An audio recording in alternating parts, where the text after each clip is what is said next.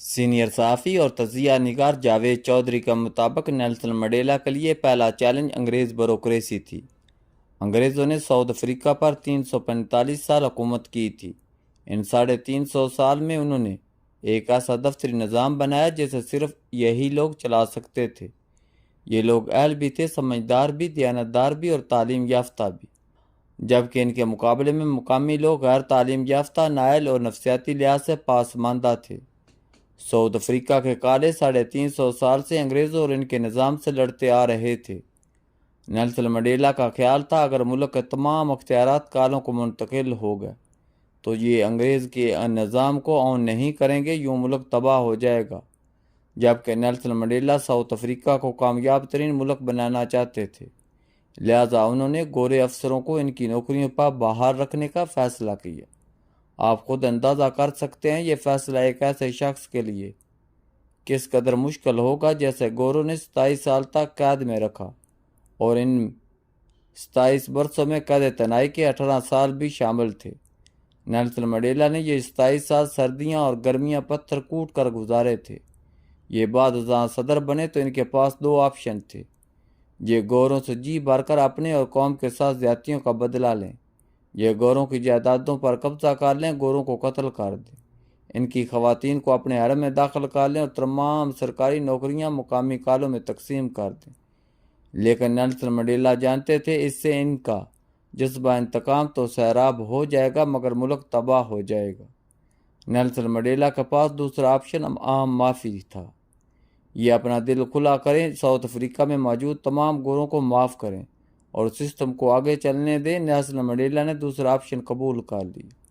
یہ اپنے صدارتی آفس میں داخل ہوئے، اپنے حفاظتی عملے اور پروٹوکول ڈپارٹمنٹ کے تمام گورے اہلکاروں کو بلایا اور انہیں حکم دیا: آپ اپنی جاب جاری رکھیں، میری حفاظت آپ ہی کی ذمہ داری ہوگی۔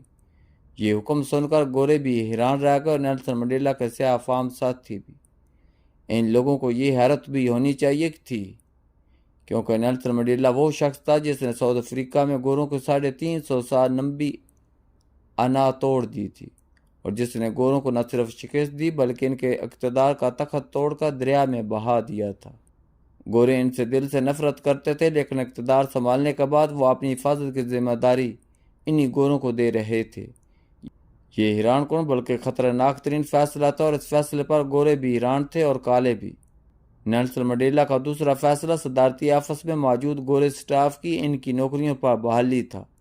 انہوں نے آفس سیکرٹری سے لے کر پرنسپل سیکرٹری تک تمام گوروں کو اپنی جاب جاری رکھنے کا حکم دے دیا۔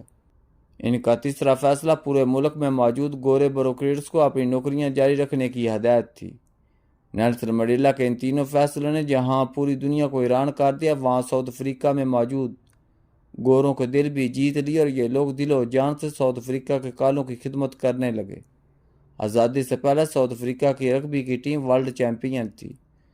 اس ٹیم کے تمام کھلاڑی گورے تھے۔ آزادی کے بعد یہ ٹیم ٹوٹ گئی اور کھلاڑیوں نے یورپ اور امریکہ جانا شروع کر دیا۔ نیلسن منڈیلا نے ٹیم کے کپتان فرنس پنیار کو چائے پر بلایا، اسے دروازے پر ریسیو کیا، خود اپنے ہاتھ سے چائے بنا کر پلوائی، اور اس کے بعد اس سے درخواست کی: آپ ساؤتھ افریقہ چھوڑ کر نہ جائیں، آپ ٹیم کو دوبارہ آرگنائز کریں۔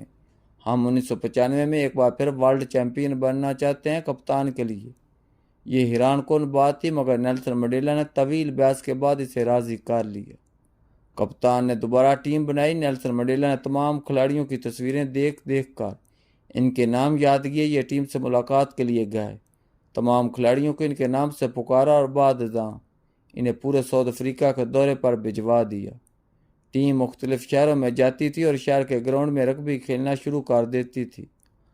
مقامی لوگ شروع میں ان سے نفرت کرتے تھے، پھر میچ دیکھنا شروع کر دیتے تھے اور آخر میں خود بھی میدان میں کود پڑتے تھے، اور یوں گورے کھلاڑیوں اور کالے تماشائیوں کے درمیان نفرت کی دیواریں گرنا شروع ہو گئی، یہاں تک کہ میچ کے سیزن تک پہنچ کر یہ 14-15 گورے کھلاڑی پورے ساؤتھ افریقہ کے ہیرو بن گئے اور پورا ملک ان کے لیے نعرے لگانے لگا۔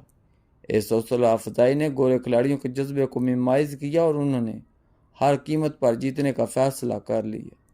یہ ورلڈ کپ 25 مئی 1995 کو شروع ہوا اور ساؤتھ افریقہ ٹیم نے 24 جون 1995 کو ٹرافی جیت لی۔ رگبی کے کھلاڑیوں کی تصویریں اور نیلسن منڈیلا کے ہاتھوں میں کپ کی فوٹو پوری دنیا میں تہلکہ مچا دیا۔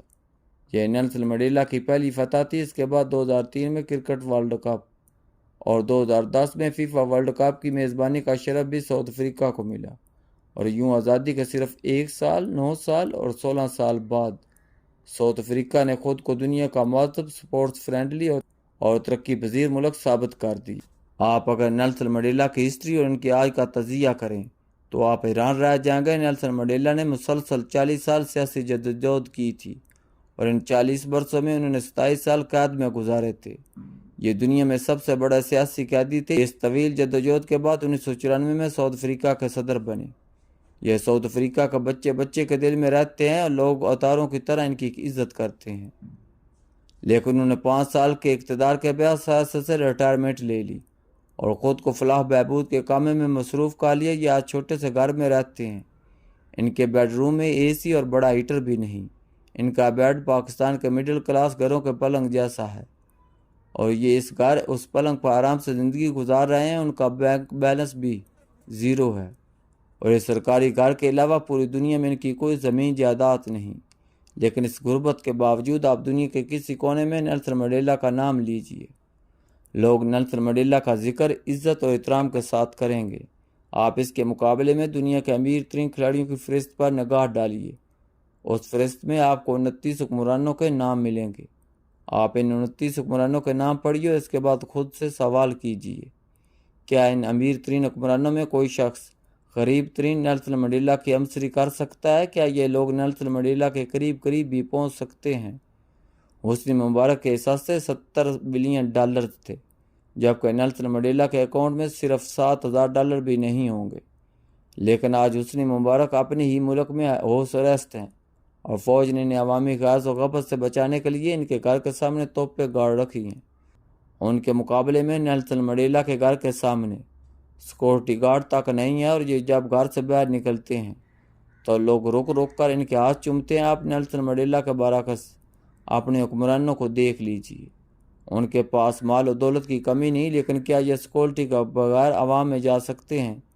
کیا لوگ انہیں نیلسن منڈیلا جیسی عزت دیتے ہیں؟ اس سوال کا جواب میں ساری سیاست چھپی ہے، لیکن افسوس ہمارے سیاستدانوں کی یہ جواب دکھائی نہیں دیتے۔ یہ سیاست کو نیلسن منڈیلا کی طرح عزت کی درگاہ بنانے کی بجائے اسے سونے چاندی کی کان بنا لیتے ہیں، اور آخر میں اقتدار ان کے ہاتھ میں رہتا ہے، اور نہ ہی دولت، اور یہ آخری عمر تک پہنچ کر خود سے اپنا پتہ پوچھتے رہتے ہیں، اور انہیں ان کا آئینہ تک شناخت کرنے کے لیے تیار نہیں ہوتا۔ ہم اور ہمارے سیاستدان کس قدر سادھالو ہیں، یہ عزت بیچ کر دولت لے لیتے ہیں۔ کاش یہ زندگی میں ایک بار نیلسن منڈیلا کے بیڈ روم میں جھانک لیں۔ کاش یہ ایک بار اصلی لیڈر بننے کا فیصلہ کر لیں۔ اس ملک کا بچہ دل سے ان کی عزت کرے گا۔